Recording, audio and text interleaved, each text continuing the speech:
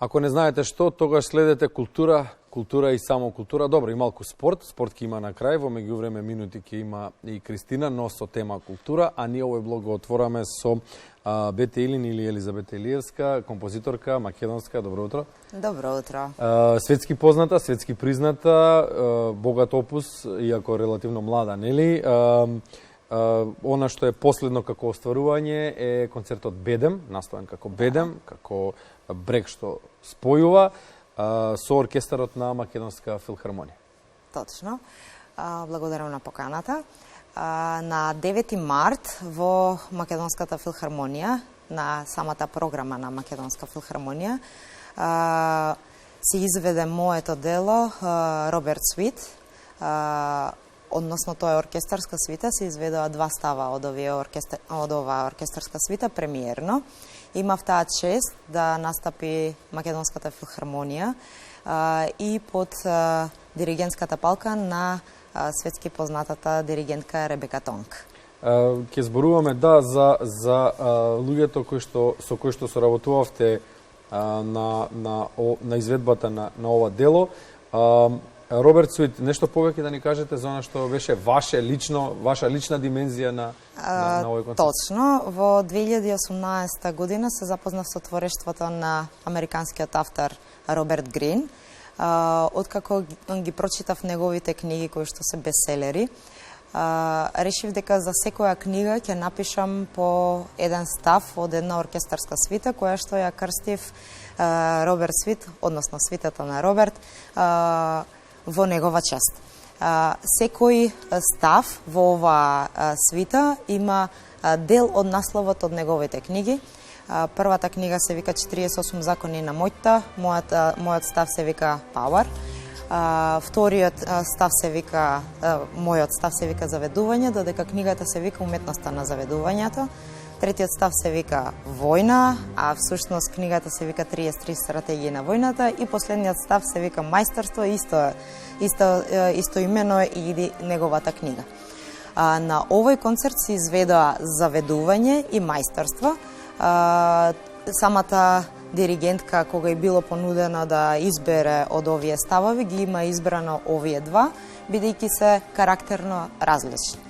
Во првиот став се обидувам да го доловам моментот на како неколку теми во кои што самата композиција се појавуваат во самата композиција можат да придонесат до едно музичко заведување на публиката и на оној слушател кој што слуша таа музика. Како реагираше публиката на оваа премиера?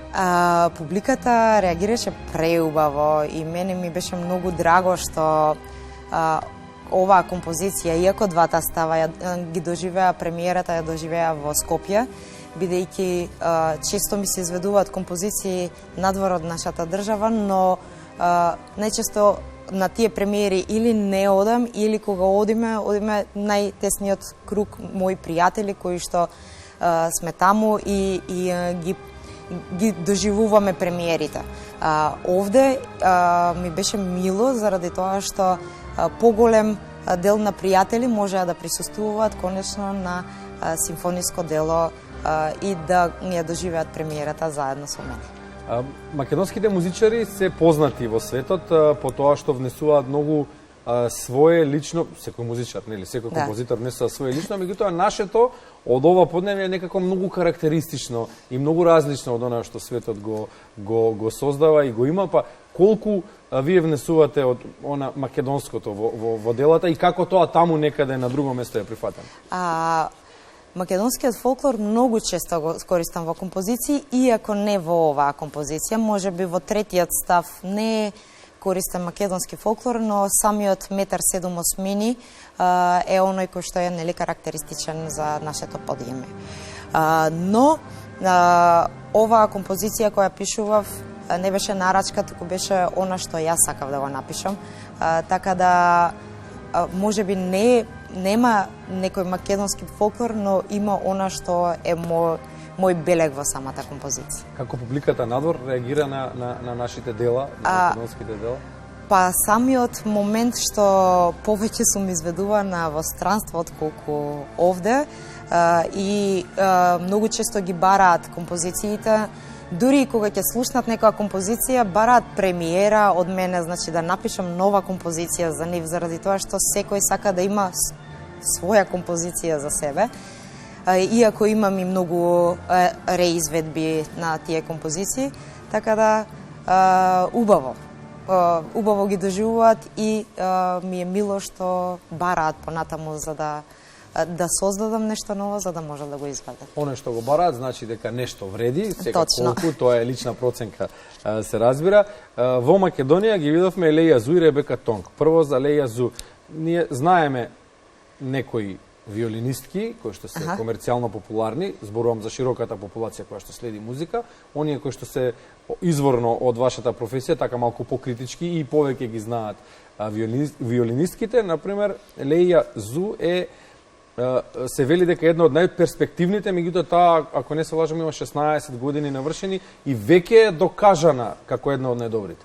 Прво, морам да кажам дека Македонската филхармонија овој концерт го најави како најспектакуларниот во оваа програма и јас мислам дека ќе остане како таков.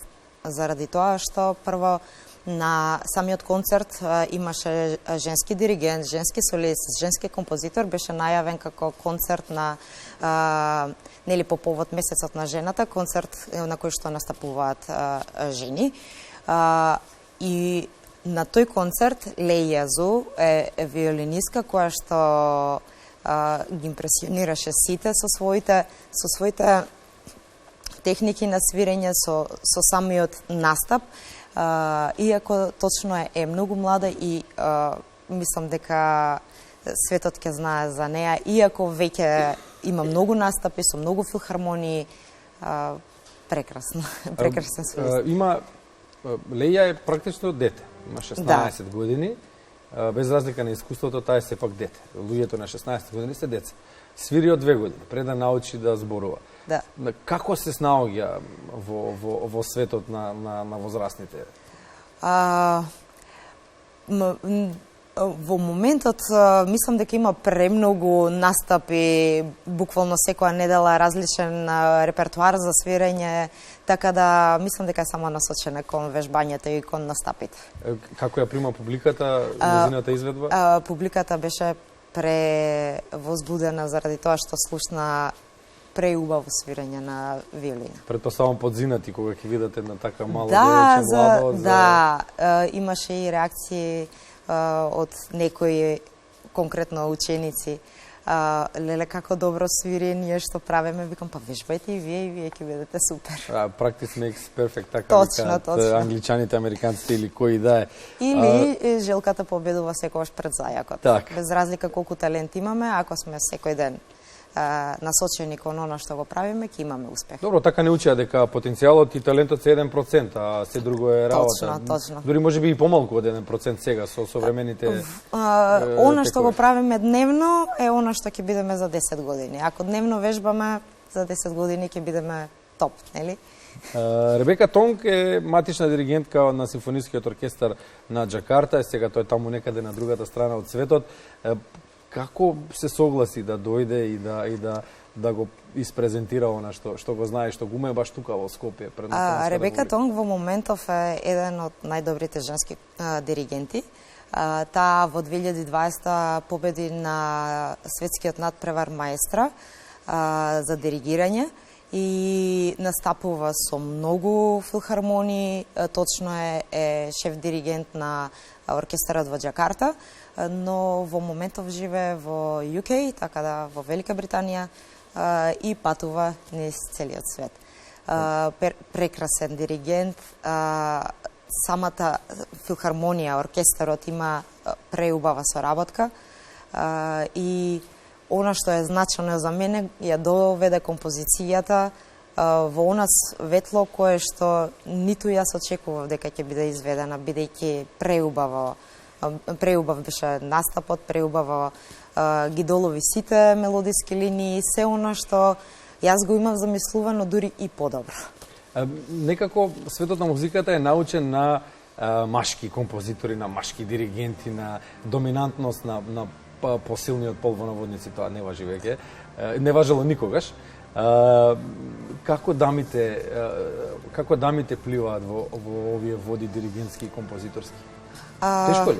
Не е тешко, заради тоа што нели повторно треба да си го реорганизираме денот, да си ги поставиме навиките, одредени обврски што ги имаме и да си одвоиме време за оно што сакаме да го работиме. Така да можеби во минатото жените биле повеќе заангажирани околу домот, но сега нели тие обврски се поделени и кај едните и кај другите, така да доколку жените сакаат да постигнат нешто, можат да го направат тоа, само што повторно се враќаме на моментот, треба да се вложат за да го работат тоа. Да, секоја индивидуа е идентична, еднаква, има подеднакви шанси, подеднакви можности. Точно. Се разборуваме нели за нормални услови на живење и се зависи од човекот дали ќе сака да просперира или не.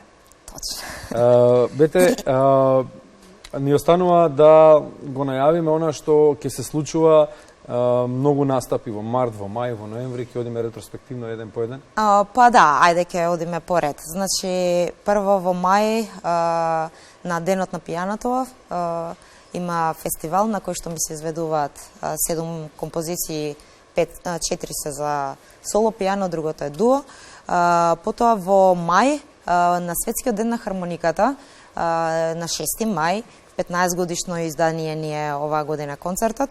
Ќе се изведува исто така моја композиција, Македонска парафраза 2. Во мај, во истиот месец, во Нов Зеланд ми се изведува едно симфониско дело на 2 различни концерти. И следното што е за мене многу значено е мојот јубилеен концерт во ноември, 20 години со делата на Бете Илин, целовечерен авторски концерт само со мои композиции. Нов Зеланд прв пат таму или? Да, прв пат. Инаку солист од Нов Зеланд до сега има изведувано моја композиција за соло хармоника и оркестар во Берлинска филхармонија, во Канада, во Викторија и во Швајцарија исто, така да сега одлучи дека истата композиција сака да ја свири во својата родна земја. Светот е мал, кога човекот се занимава со благородна професија, нема ништо поблагородно од културата, од музиката. Бете Илин или Елизавета Илиевска, благодариме што ова утро одвоевте минути да видите дел од Македонија наутро. Слушнавме прекрасни нешта за делата, за музиката воопшто и очекуваме да ви видиме повторно со новите достигнувања. Ви благодарам на поканата и се гледаме наредно.